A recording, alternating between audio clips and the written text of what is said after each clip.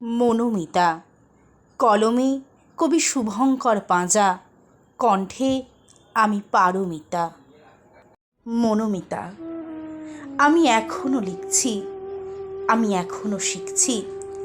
সীমিত ক্ষমতায় যা আছে তাই সম্বল করে লিখছি। হতে পারে যেটা তোমার কাছে বিরক্তকর, কিংবা উদ্ভট পাণ্ডুলিপির স্তূপ। তাই দিয়েই ভর্তি আমার মোবাইলের স্টোরেজ। মনোমিতা, আমি এখনো লিখছি, আমি এখনো শিখছি। লেখার কুঅভ্যাস বাঁচিয়ে রেখেছি সোশ্যাল মিডিয়ার সৌজন্যে।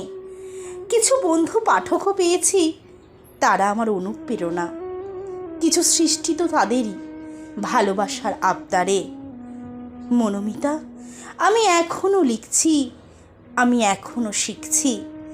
যার সূচনা ছিলে তুমি, তুমি ছিলে মনের সূক্ষ্ম অনুভূতি, কত ভাবের জন্মদাত্রী। পাতার পর পাতা জুড়ে ছিল তোমার উপস্থিতি। তোমার ব্যবহার, নম্রতা, দূরদর্শিতা ও বিচক্ষণতায় আচ্ছন্ন ছিল মন। উৎফুল্ল মনে সৃষ্টি হচ্ছিল ছন্দমালা। বর্তমান চলেছে বিপরীতে, সেই জোয়ার আর নেই। নদীতে আজ ভাঁটা, মাঝ নদীতে আটকা পড়েছে মনোতরী।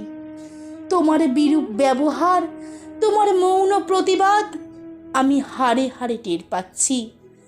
মনোমিতা, আমি এখনো লিখছি, আমি এখনো শিখছি।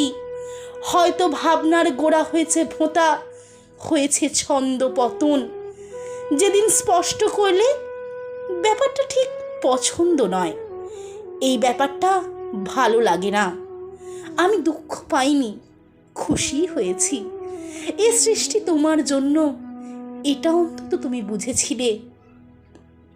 মনোমিতা, তোমরা জীবনের লুকানো গল্প হয়ে থাকবে চিরকাল।